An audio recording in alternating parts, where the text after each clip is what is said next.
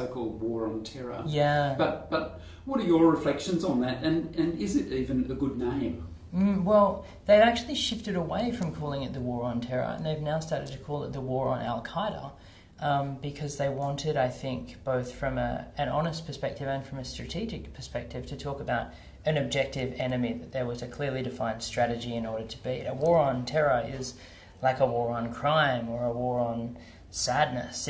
There's no clear end to that. You can't have a strategy to win that war. It's an ongoing struggle of the human condition to overcome a crime like terrorism or radicalisation. Whereas when they specified and changed it to a war against Al-Qaeda, I think they made it more definitively about an objective enemy.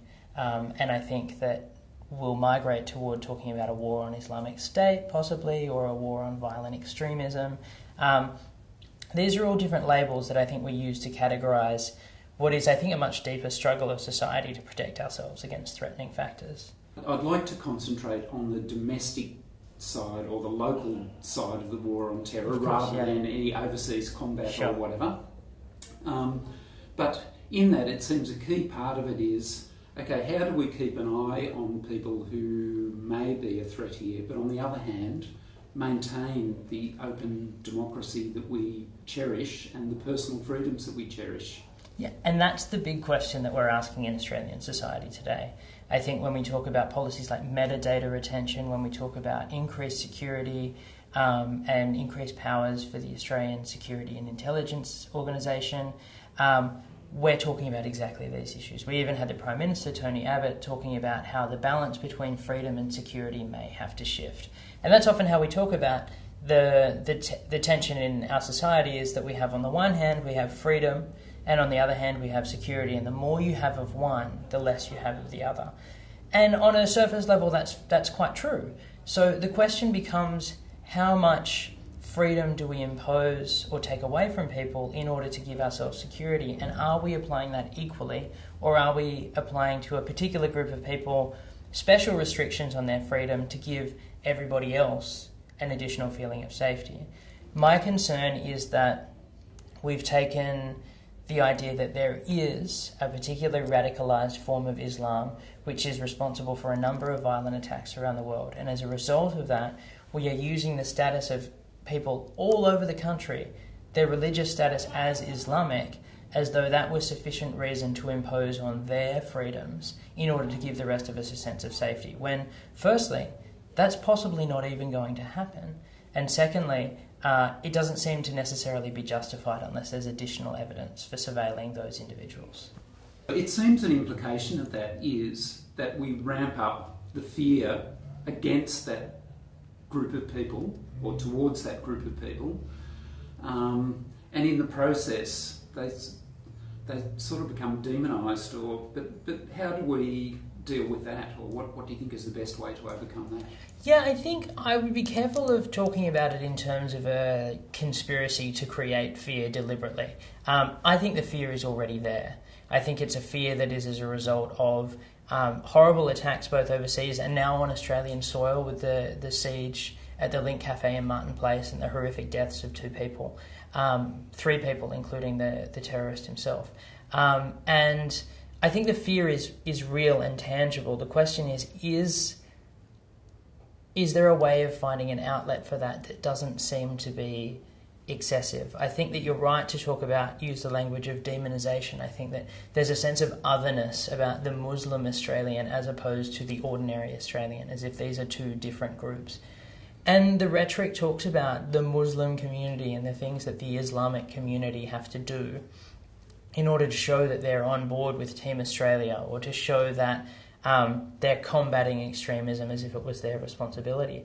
But in doing that, we set up 2 different societies. We set up an Australian society that is separate from and independent of this Muslim community that needs to be self-regulating and needs to take full responsibility for all of its people. But we don't do that with any other community group. We don't talk about the responsibilities of the Chinese community for, triad gangs that have occurred in Sydney in the past. We don't talk about the responsibilities of the Christian community. We talk about the Islamic community as if they're this monolithic society that all get together for Sunday barbecues and speak to one another, but these are all individual families, different subgroups, different cultures associated with different strains of thought, and to treat them as though they were this single unified other is, I think, to reject them and to push them away and to separate them. And I think that that in itself gives us a bit of an understanding as to maybe some of the causal elements of extremism, not justifications for extremism, but some of the reasons why they might occur on a psychological level.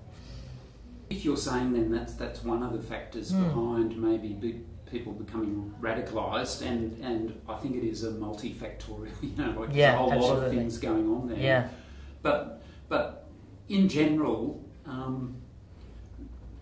what do you think are the steps that we should be taking to decrease the risk of radicalisation or to stop radicalisation?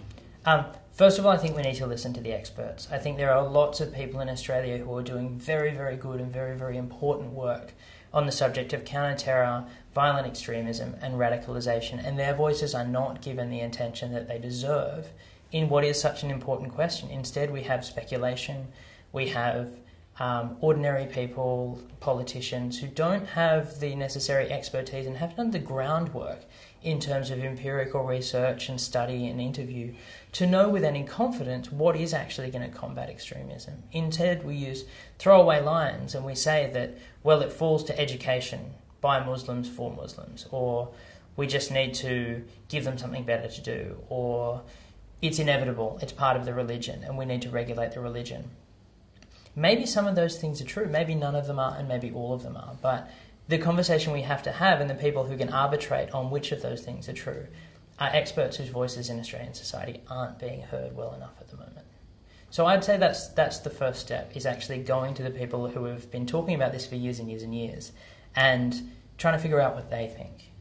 So are there other things we should be doing to stop radicalisation? Absolutely. I think there are small steps that we can take now as individuals. And the first one is to recognise that although radicalisation of Islamic youth, when it occurs, takes on a particularly dangerous, frightening and religious flavour, we can probably recognise that throughout the history of Western society, young people have committed themselves to radical causes because it's just part of what it's about to be young.